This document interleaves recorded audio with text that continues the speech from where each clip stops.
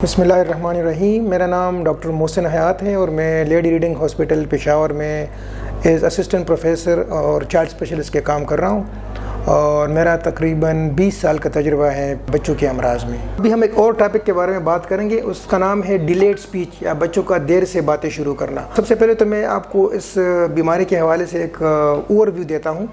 ये बच्चों में बहुत ही एक कॉमन मसला है, स्पेशली प्री स्कूल चिल्ड्रन में, यानी जो बच्चे अभी स्कूल जाना शुरू नहीं हुए, 5 साल से कम उम्र के बच्चों में डिलेड स्पीच या देर से बातें शुरू करना जो है वो एक कॉमन जो कंसर्न है पेरेंट्स का वो है।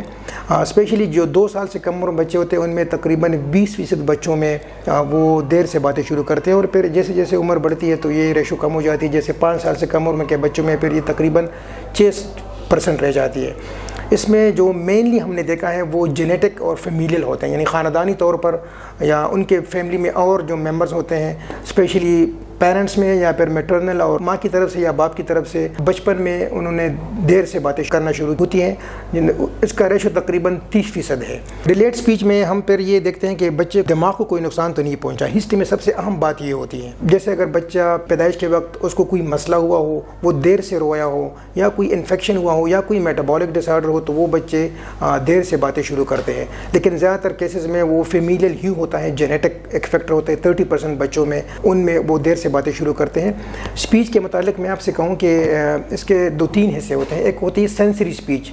सेंसरी स्पीच का मतलब है कि बच्चे आपकी बात को समझ नहीं पाते, इसको सेंसरी स्पीच कहते हैं। बहुत सारे बच्चों में सेंसरी स्पीच का मसला होता है। कुछ और किस्म के बच्चे होते हैं जिसमें एक्सप्रेसिव स्पीच का मसला होता है, यानी वो बातें तो आपकी सारी समझते हैं लेकिन वो अपनी बातों को एक्सप्रेस नहीं कर सकते। और कुछ बच्चों में दोनों का मिक्सचर होता है, इसको हम मिक्स्ड कहते हैं। एक और जो हमने कॉमन बात नोट की है वो है स्पीच फ्लुएंसी, यानी बच्चे आपकी बातों को समझ भी लेते हैं और बोल भी लेते हैं लेकिन रवानी से नहीं बोलते। उसको हम कहते हैं स्पीच फ्लुएंसी डिसऑर्डर, जिसमें 2 अहम डिसऑर्डर हैं। एक है स्टैमरिंग जिसको उर्दू में तोतलापन कहते हैं और एक है स्टटरिंग जिसको उर्दू में हकलापन कहते हैं। तो ये सारी जो है ये नॉर्मल वेरिएशन है स्पीच की, और जब डॉक्टर उसको देख लेगा, प्रॉपर हिस्ट्री लेगा तो उसके बाद उसकी असेसमेंट हो सकती है। बच्चों का बहरापन जो है डेफनेस उसको कहते हैं, और वो भी एक अहम वजह है बच्चों का देर से बातें शुरू करना। तो डेफनेस को ज़रूर देखना चाहिए, बहरापन ज़रूर देखना चाहिए, क्योंकि बाज़ औक़ात बच्चों में बहरापन काफ़ी कम होता है। इसकी 3 डिग्रीज़ है, माइल्ड, मॉडरेट और सीवियर। अगर माइल्ड और मॉडरेट डेफनेस हो, यानी थोड़ी बहुत वो उसको सुनने में मसला हो, तो बाज़ औक़ात पेरेंट्स भी उसको नोट नहीं करते। तो उसका इलाज बहुत ही आसान है, उसका स्क्रीनिंग टेस्ट भी बहुत ही आसान है। बच्चे का हियरिंग असेसमेंट कर लेते हैं और उसके बाद उसको हियरिंग एड लगा के उसकी स्पीच बेहतर हो जाती है। इसके साथ रिलेटेड एक मसला है वो मैं डिस्कस करना चाहता हूँ, वो है कम्युनिकेशन डिसऑर्डर। यानी जिन बच्चों में देर से बातें शुरू करते हैं या उनके स्पीच में कोई मसला है तो उनको बाज़ औक़ात कम्युनिकेशन में भी मसला होता है, वो प्रॉपरली कम्युनिकेट नहीं कर पाते, पेरेंट्स के साथ भी और बाकी बच्चों के साथ भी, उनके साथ प्रॉपर तरीके से खेलते नहीं हैं।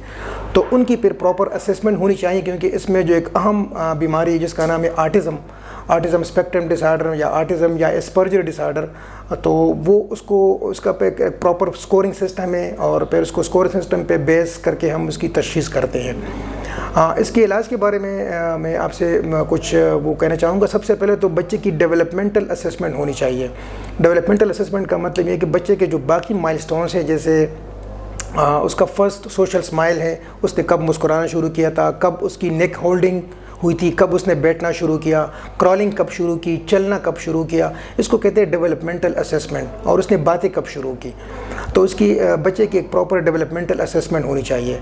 उसके बाद बच्चे की एक प्रॉपर हियरिंग असेसमेंट होनी चाहिए, एक डिटेल, क्योंकि अगर बच्चे की उम्र कम है तो फिर उसके लिए आम जो हियरिंग टेस्ट है, बहरेपन को मालूम करने के लिए जो टेस्ट किया जाता है वो आम सा टेस्ट नहीं होता, फिर एक ख़ास टेस्ट होता है, उसके ज़रिए हम मालूम करते हैं। कि इलाज की तरफ आते हैं तो इसमें जो 2 ही अहम चीज़ें हैं वो है स्पीच थेरेपी और बिहेवियर थेरेपी। इन बच्चों को अमूमन हम स्पीच थेरेपिस्ट के पास भिजवाते हैं, वो उनकी एक प्रॉपर उसको एक्सरसाइज समझाते हैं, पेरेंट्स को स्पेशली माँ को, और कुछ टेक्निक्स बताते हैं घर में जो बच्चे की स्पीच डेवलप करने के लिए। और बाज़ बच्चों में स्पीच थेरेपी के साथ साथ बिहेवियर थेरेपी की भी ज़रूरत होती है, तो वो उसका अपने एक स्पेशलिस्ट होता है स्पीच थेरेपिस्ट और बिहेवियर थेरेपिस्ट, वो शुरू करके बच्चे की स्पीच आहिस्ता आहिस्ता जो है वो डेवलप हो जाती है।